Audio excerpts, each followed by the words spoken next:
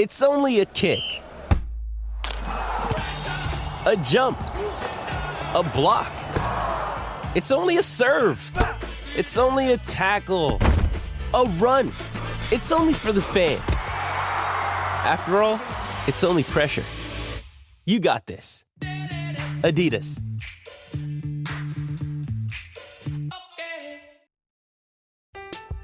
I'm Alex Rodriguez. And I'm Jason Kelly. From Bloomberg, this is The Deal. Each week, you'll hear us in conversation with business icons. This show will explore deal-making across sports, media, and entertainment. That is a harsh lesson in business. Sports is not as simple as bringing a bunch of big names together. I didn't want to do another stomp you out speech. It opened up so many more doors. The show is called The Deal. Listen to The Deal. Listen to The Deal on Spotify. Hey there. Did you know Kroger always gives you savings and rewards on top of our lower than low prices? And when you download the Kroger app, you'll enjoy over $500 in savings every week with digital coupons. And don't forget fuel points to help you save up to $1 per gallon at the pump. Want to save even more? With a Boost membership, you'll get double fuel points and free delivery. So shop and save big at Kroger today. Kroger, fresh for everyone. Savings may vary by state. Restrictions apply. See site for details. Thanks for choosing this free Anfield Index podcast. If you'd prefer to listen to this or any of our other shows without adverts, then now's the time to check out Anfield Index Pro. With AI Pro, you can supercharge your entire listening experience. You'll not only get all of our podcasts without the ads, but you'll have them far faster with our Quick Publish feature available exclusively for subscribers. AI Pro also puts you in the heart of our sound studio, with an option to listen to many of our shows live and interact with the podcasters in real time as the shows are recording. Upgrading couldn't be easier. AI Pro is available on all popular podcast platforms, and we have our own apps for Apple and Android. Just head on over to AnfieldIndexPro.com and get started today. Hello, everybody, and welcome to the latest Anfield Index Under Pressure podcast. My name's Dan Kennett, and we don't have Si this week. He's over in the US watching his beloved Yankees. I think he saw a win, and he's also popped into the Liverpool New York official supporters branch to watch the Man United game. We were trying to get a live satellite link up for the pod. Didn't quite turn out that way, but I do have Dr. Barts. Evening, Barts. How we doing, boys? Could have been better. It was nearly. It was half an elite performance. This is true. And you missed a couple recently, so good to have you back on, mate. Yeah, I've missed it. Work and personal got in the way as usual, but no, I've missed podding, so it's been good to be back. Good to be back. And he's the Virgil van Dijk. He's the ever-present. It's Hamzah Khalid-Lunat, sports writer at the Times. Evening, Hamzah. Evening, everyone. Not so jovial today because we are joint second. Well, joint first, but in second. But yeah. And bring some sort of rationality to two quite bizarre matches. Yes, very. In fact, two matches which are the kind of ones you want. Lots of lots of talking points in both. That's exactly what you want for a podcast. So let's start by looking at the lineups for that Sheffield United game. We're not going to spend too long on Sheffield United, but we always say this, and then we spend like an hour talking about the first game. We're not going to spend too long talking about Sheffield United, so let's see how we get on. But Hamzah, how did we set up for this one? So Endo had a knock, which meant McAllister plays the deepest player. So it was a 4-3-3. Bradley, Canate, Van Dijk, Gomez, right to left. So Gomez playing at left back. Grab, McAllister, Szoboszlai, midfield 3, and then Diaz, Nunez, Salah, front 3. Pretty much as you expect up top. Good to see Gravenberch back. Curtis was on the bench, as was Robertson as well.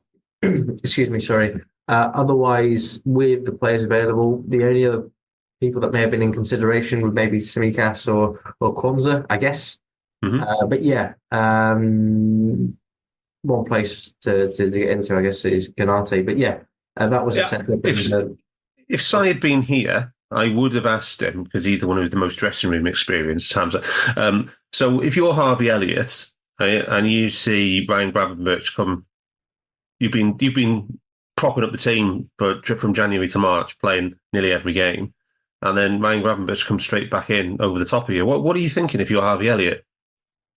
Well, you'd be a bit upset, but it's nothing new, I guess. I mean, you'd feel the same about England as well. He's playing quite well for 21s. He hasn't got the call up there. It's something that he just accepts.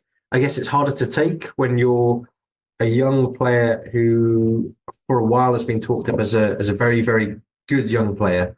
So when I say it's the best form of his Liverpool career, easily. I'd agree. Yeah. So yeah, it can be hard, but I don't really think there's. Yeah, the reality of this match in particular is as well. It's that Sheffield United are quite big, and you ideally don't want a midfield composition of of McAllister and Elliott, because you've not got much height there. And when it comes to set pieces, then you're going to think, and then you're a bit short, quite literally, just on attacking and defensive set pieces. Well, that's a very sensible suggestion, because we have got to the stage where he never plays against Brentford, for instance. He always because of the set piece dominance there. So yeah, that's a good a suggestion as any, I think, Hamzah. So, Bart, before we get into the game itself, do you want to give us that match summary? You don't have to give us the full one. Just give us the key points, because obviously the main talking point stats wise after the game was the Opta's record possession, 83% possession. Yeah, I mean, I'm happy to do that. I haven't got it as high as that, I have to say, but that's fair enough. I've got 74, which is interesting. I've got us Phil Till 85.7 to their 14. Yeah. I'll just do total shots, won't break it down any more than that, but 29 to their 5. We had 2 big chances to their 1. Their goal was an OG, so it doesn't register on my stats, just the way it is. XG 1.67 to their 0.6, both non-penalty. On target XG, so 1.13 for us and 1.02 for them, so quite close. EPV completely dominant from us, 1.44 to their 0.3, but that means they converted theirs at 200%. We only converted at 116. So I think that's actually a third game in a row we didn't convert at the same rate as the opposition, which is, I said, was a worrying trend before. I know I've been out for a while, but I posted in our chat that was a bit disturbing. Our pass completion up at 90% though is obviously one of our elite levels. Normally it's around sort of 80s.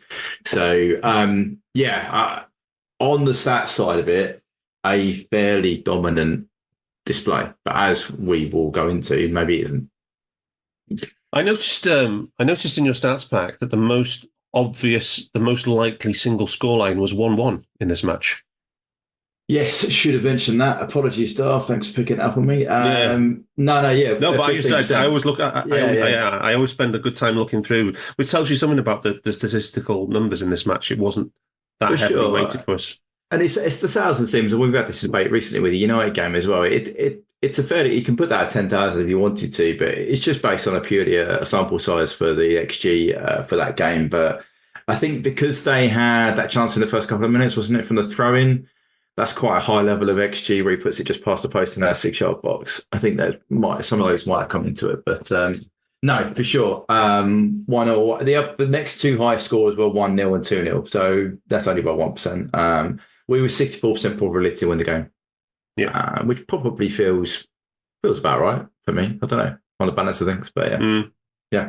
And you had a slight issue with the starting selection, Barts, in terms of what it meant, what he did in this match, and how it impacted the next match we're going to talk about, Man United. Yeah, for me, we've discussed this before. This isn't an old thing. We have said this before about how he brings Konate back into it. I think Simon said that the last pod I was on about coming back from internationals. How he integrates Konate will be key. Reintegrates Konate, sorry. So by not playing him at the weekend, okay, fine. You're not happy with Konate coming back as in the previous game, the Brighton game, right? Fine. But United, for me, had to be the focus. So what lineup did you want for United? Now, to me, I don't think there's any way in the world he's gone, I want to play Quansah against United. I just don't believe that's what he thought. If he did, then, okay, fair enough. He knows football better than I do anyway. But I would have thought you plan to have your starting 4 as best you can against United. in the freshest possible condition, and midfield and the front three. Seemingly did that with the other two units. Yeah, Endo took a knock, so he was rested. It wasn't even wrist. Probably could have played, but he took a knockout. So they managed that. Whether you think Grafenberg over Harvey, yeah, I get the higher thing, but equally, for me, he carried an empty shirt for 45 minutes. The back line, though, for me, I think there was tactically it affected us because if you look at the past match, we basically didn't utilise our left side when we had two fit left backs. Sheffield United, Costas is more than capable of playing against Sheffield United. There's just no way. I don't think you can argue. So that's a left back should have played, which meant Joe could have played right back, which meant Bradley could have got a whole game against United. Or Joe plays the whole game against United and Bradley plays the whole game against Sheffield United. You don't, for me, that mixture there wasn't right. And equally, Konate, if you wanted to bring him in, just play him 45. We've done it in the Europa League. Just play him 45, bring Konza in for 45 or vice versa. Job done. We've seen that rotation happen in the midweek game. Then for the weekend, you could have gone in with fresh fullbacks because both fullbacks wouldn't have played at the weekend midweek. The first choice centre-half partnership. And I just think in those big moments, the errors, unfortunately, in some of our recent games have come down the same side. Bradley and Quansah are kids. They've done amazing, but they're kids. And there comes a time when if they make an error in a top-level game, you don't get away with it. Yeah. We didn't get away with it at the weekend. No, not having Konate against Man United again does seem. I can't figure it. I can't figure that out because I'm not saying Quansah isn't a good player. Please, I'm not knocking that. He's been brilliant, but Konate is not. He's not first choice, is he? He's not first choice. Konate is not as good on the ball, I would say, but in that it means that the choices Konate makes are sometimes better in that situation. So the situation we'll come on to, I think Konate just knocks that forward. Yeah. But anyway, that's my issue with that. I didn't get the planning, considering it was a block of two games. Yeah, I think it's a fair comment, to be honest, mate, overall, especially the Konate one. And just before we come on to the Gomez or Tsimikas or even Robertson one, both matches here, we used to talk about banter viz a lot in terms of the way that some data visualization can just lend themselves to banterous comments, right? And this game and the race chart for the XG features a quite unique thing where basically Sheffield United stay at 0.7 for the whole match. Yeah, because they have it looks like a second horizontal axis, and they have all their chances in the first minute of the game, and then stay there. And then stay there because obviously the OG doesn't register as XG for them, right? So it's crazy. The other really. Like the pass maps, there's some crazy ones going around. Is it true that Sheffield United did not generate a passing network? Yeah, there's one line between. Is it the goalkeeper to the centre forward? No, it's the centre half to the left back. That's it. That's it. And if you go to I do passing connections, so how many times the players pass to each other? Sheffield United don't have any listed because no one's over 5. Oh my word, that's just nonsensical, isn't it? Not anybody in the team. No one in the team made a connection with somebody else, successful connection of over 5. Yeah. What? So, Hamzah, level game. let's talk about that Nervy start. And I think it was about 45 seconds, wasn't it? Something. It was very, very quick into the match. In fact, I'll tell you when it is. I think that's about right. Yeah. 1 minute. It was a header from the left side into Ahmed Hodzic. We're going to get Barts to pronounce him later. Sorry, he was positioned between Soboslai and Nunez, around I think 4 yards, maybe 5 yards in from the penalty spot towards the thrower on the left side. Nunez, I think, sort of jumped a bit early or got pushed very slightly. Which allowed him to make the first contact. And at the back post, you've got Gomez and Diaz against the shot taker, who is... Sorry, I don't know my Sheffield United players too well. McAtee and Barrington Diaz. And usually with these sort of things, you see with set pieces like this, with the first contact, you often see something like this playing out. So you'll have players at the back post, and initially on the first contact, it looks all right. But as you see the first contact play out, or as you see the ball go in just before the first contact is made, the players that are defending the back post zone often see that area and go, "Oh, the ball is short. Let me move closer. Let me move a bit closer to and follow the ball in."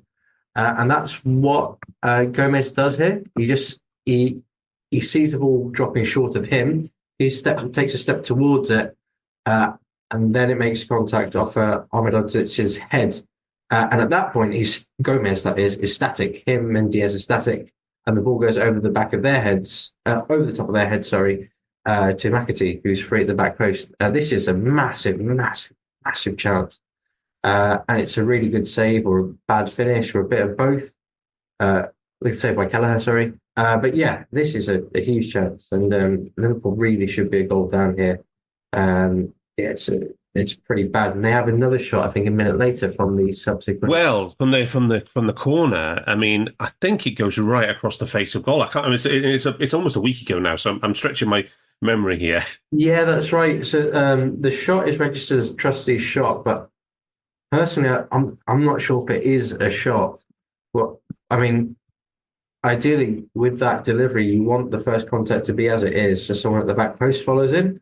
And so while they get 0.04 XG for this, I mean... Oh, it was much bigger than that. Ideally, I think what this should actually go down is, if you're planning this, it should be a pass that is, and then there should be a shot at the end of it at the back post, which should be really, really big, because it's right across the face of the goal, and it's only a couple of yards out. And I think Brereton Diaz also follows and he just misses it. So they actually should have had another shot there, but it just didn't get turned into one because no one reached it. But yeah, two massive chances there to start the match off.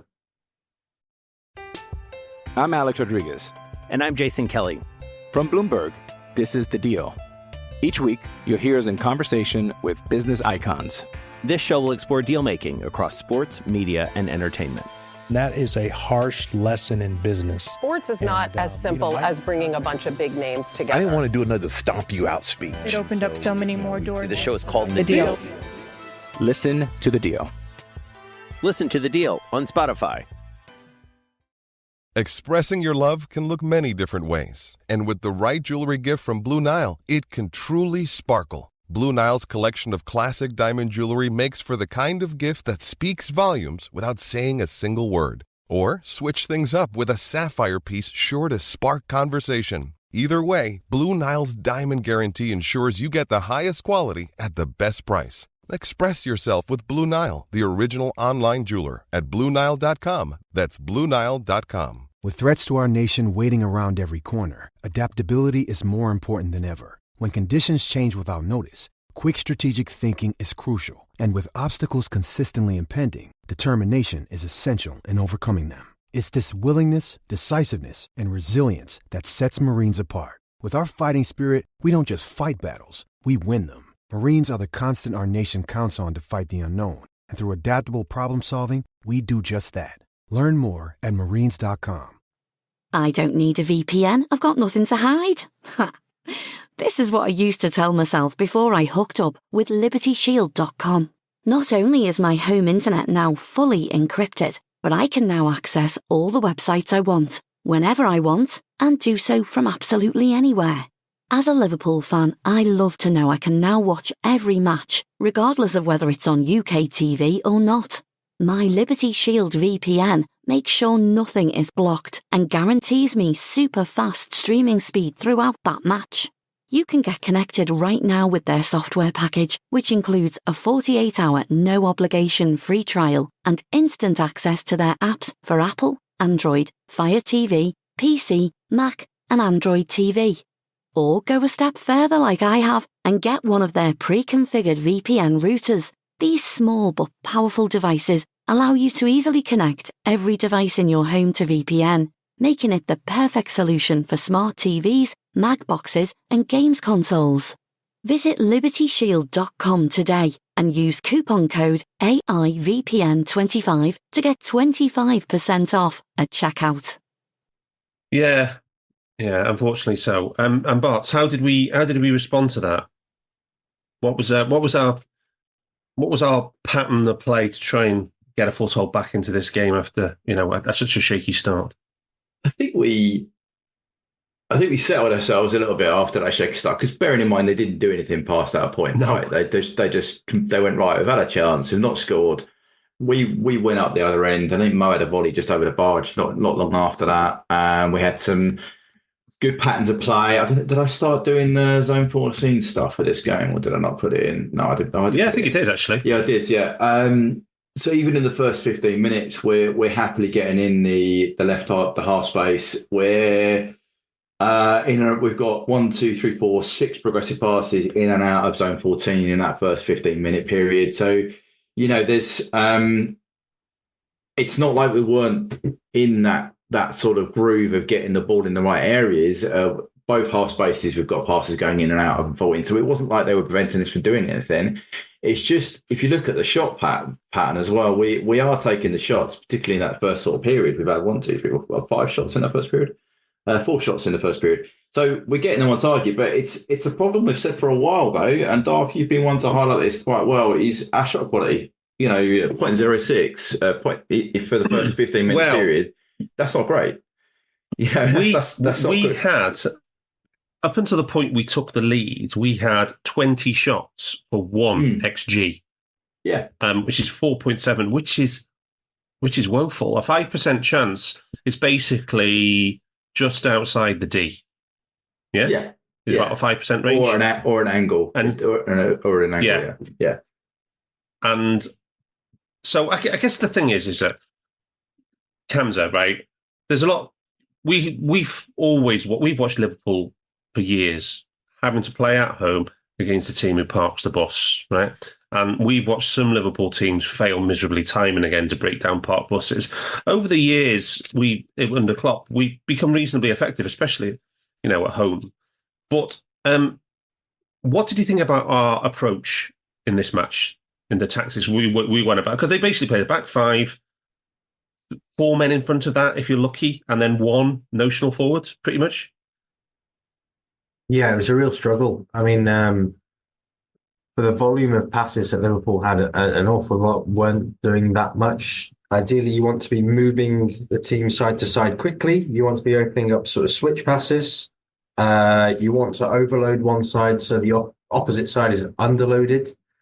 So let's say you bring 5 players or 6 players over to the right side and then quickly hit it back across, either to Virgil or use one of the players there to switch it on the left side and attack from that. Yeah, those are the sort of things that you want to be doing. And I think the play was too stymied and slow across the back, which was causing a bit of problem. All those things you pretty much listed, apart from one. None of those were possible because we just did not have any width at all on the left-hand side, did we? Mm-hmm. Diaz was trying to, I guess, at times over the touchline. Gomez was continually coming inside, and Szoboszlai was narrow as well, wasn't he? As the left 8, more central than anything. So, you're trying to. Anfield's a narrow pitch, and you're trying to beat them part bus by kind of just hammering down the centre almost, right? And a bit of Conor Bradley on the right with Mo Salah.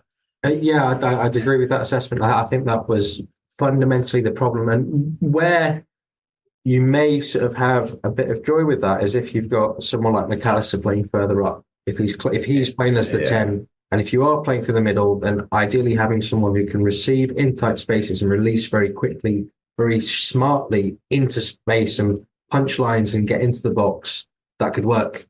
But because McAllister was deep, we didn't have that. So it didn't work as well. And the other thing you can do as well is if your fullback and defender do come in, and the midfielder do come in field, and it's suddenly your wide forward is out there, he can be isolated potentially 1v1 against a player. But Diaz never really attempted to go 1v1 and get around the back, and then he was continually cutting inside as well, and he was coming back inside into an impossibly crowded central area. So we kind of got between 2 stools, maybe 3 stools. Yeah, and I guess one of the things as well is maybe in years gone by, so it sort of depends. Sometimes depends on where your wingers are positioned. Ideally, sometimes you may want a fixed 9 to pin one of the opposition centre backs, or 2 of their centre backs. Or both, yeah. if they've got a back three, that becomes a bit more difficult. Then maybe you actually want to play with a front two to pin 4 players back by standing between centre back, and centre back or full back, whichever way their system is shaped. Other times, though, what you want is the wingers to come in and stay and have their positioning between the full backs and centre backs or whatever. Your fullbacks overlapping and giving width, and then a false 9 that's dropping in to link the midfield to the front two, essentially. But because we don't have Fabinho anymore, that dynamic's a bit different. Yeah. And the only player that could really do that, I guess, is Jota of the forwards, because Nunez, his hold-up play has improved and his link-up play has too. But that's never been his game, and I don't think it ever will be, coming into the false 9 pocket and sort of adapting play like that as a forward. I don't even think Jota's that good at dropping in. I'd say the one who would probably do it best of all would be Cody, and then he's more, he's no Bobby, that's for sure. Yeah. Also, and Bart, so you've been shaking your head while Hamzah was speaking. No. You've just been probably having flashbacks, I think. I was having flashbacks. The other problem we had, this was Palace away. You had Gravenberg. We talk about midfield roles. Yeah. So we went out with two carriers. Yes. And a deep line playmaker, which, as Hamzah's quite rightly said, there's the issues with we don't have our deep line playmaker higher up the pitch. He's been in superb form. But equally, you both eights trying to do the same thing. Yeah. And equally, because Gravenberg plays the left eight entirely differently to what he's not in sync yet, right? It's not his fault. He's yada. But he ended up in a lot of the space with Diaz or trying to overlap Diaz, and he just simply hasn't got that pace to do that. And then Diaz is coming inside into areas which he's not effective at. So you end up with 3 or 4 players in areas that are just not effective at being involved in. And I just think it's a bit harsh for me to call him an empty shirt first half, but I do think we played very much with one hand behind our back for the first 45. We didn't use the left-hand side of the pitch, as we said. And we had players, as your famous phrase, Darth, as many others, is square pegs in round holes. And you simply, if you're going for a title, you can't do that. You just can't do that. No. Can you? The inverting the fullbacks has worked very well for us in many matches this season, right? Can you figure out what the game plan was? Why invert in this game? No, and that's a real simplistic answer, but I just think inverting the fullback allows you to have a double pivot and a sort of box defence basically, and allows you to still have 5 in the front and 2 10s or something. And it's an extra man in terms of build-up options, in terms of passing angles. But the other thing is, it's primarily against the opposition countering you, and he's in a better position, which is a non-factor in this match, right? Yeah, they're not going to counter on us, so you're better off doing the high and wide traditional fullback cop play. That's, in my opinion, it would have been better to have Costas down one side, Bradley down the other. If you're really stretch him, and if you're Chris Wilder, right, and you're seeing Joe Gomez continually in the centre of your half on the ball. Yeah. You should be thinking happy days, right? Oh, 100%, because he knows his team have only got to defend 2/3 of the pitch in terms of width. And we've already condensed it, so it's one half, so he's got... Yeah. I've got to disagree slightly, because if McAllister's this is good, healthy. As the number 6, and you've got a bunch of tall, strong guys that are quite physical and can break... So a minder. I think you do need someone like Gomez, a profile like that, to sit alongside him. If you look how porous Liverpool were last season with Fabinho, who's a lot better at defensive than McAllister is, and you see how open Liverpool were and how much trouble he had in defending that space, even against lesser teams, I think it makes sense to have a player, like you said, minding him. If they're quick and they're strong and they're good in the air, I think that makes sense. Whether that should have been Gomez inverted from left back or that. Yeah, that just means that you probably should... What about Gomez in centre mid and then Tsimikas at left back? I was going to say, what about Gomez just playing 6? Well, that could have been an option, I guess, because he did that. He's done that for 2 games now and done all right. I don't think anyone's going to disagree with the Tsimikas playing left back. Yeah, I think that would have worked. It's just for the natural width and do all those things that you said, stretch the play, enable the switch, allow overloads on both sides and... But at the same time, I don't think anyone here is also a fan of Gomez as a 6. No, no one is, right? But for the fact we've only got one basic 6 in the squad, right?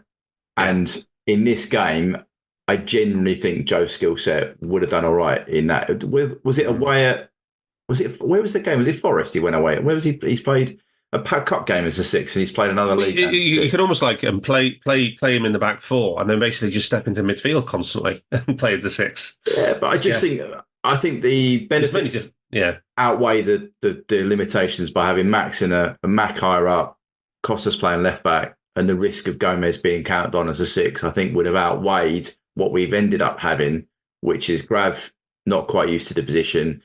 Mac in the 6 means he's down limited and no left side. I think it's always a cost benefit analysis.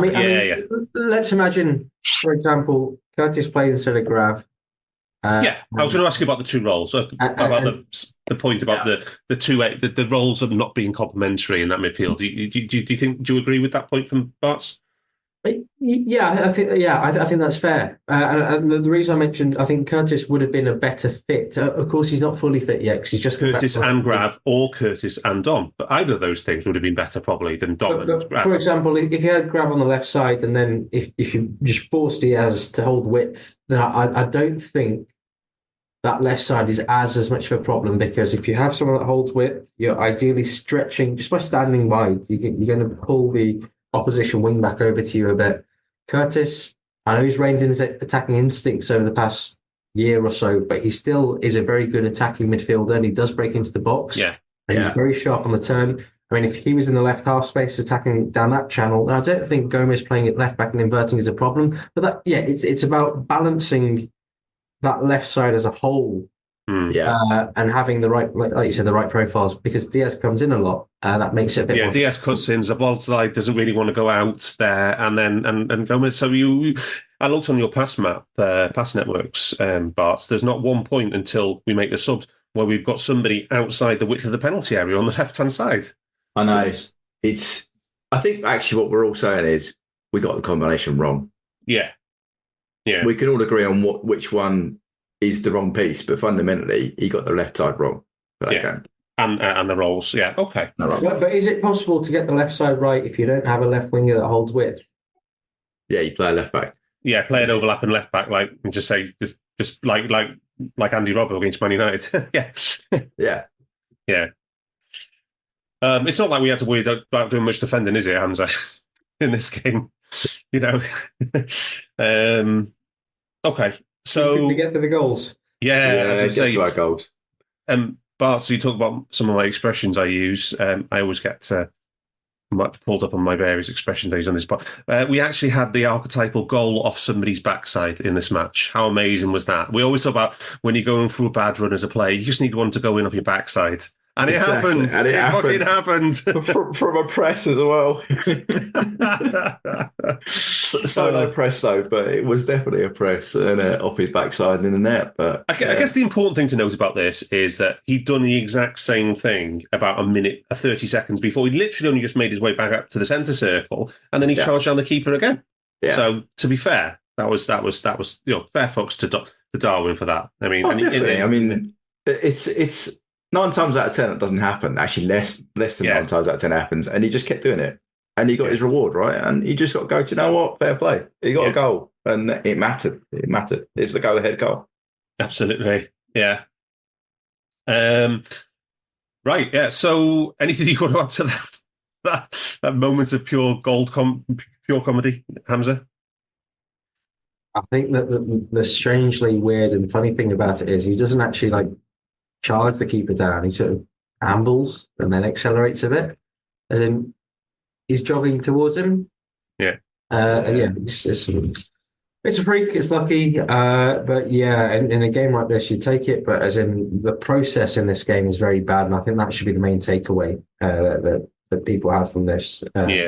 Sometimes you get away with it, but there is a lesson to be learned from this. And this was more like a rugby incident, wasn't it, where the fly half takes or the fullback takes way too long to get his kick away, and he gets charged down. But yeah. The equaliser, Hamzah, talk to us about that. I mean, they got the overload, but ultimately, I don't think it goes in without the deflection off Connor, does it? No, I don't think so. Again, there's an element of really bad luck there, in that it takes the deflection off Conor Bradley and then goes through Callum's legs. But to have a 2-on-1 at the back post is not ideal. I'm just running through the situation itself, but I'm just Gomez gets beaten on the left side, which allows the cross to come in, and that's the first big problem. I mean, you can tell as this situation is developing, as they move the ball down the right side, that they do have 3 players that are approaching the box, 2 are moving straight to the back post, and Van Dijk and Bradley are the only players in the box, and Canate sort of near side. But yeah, at this point, when the ball's about to come in, Virgil should be checking his shoulder, and Bradley should be talking to him, and Kelleher, if they can, if he can, because he's got a full view of what's in front of him, should be telling Van Dijk and Bradley how to coordinate themselves, and that they've got a 2-on-1 at the back post. Once the ball is in the air, there's really not much you can do as a right back. I mean, right backs weirdly always get slated for this. Trent used to have it a lot.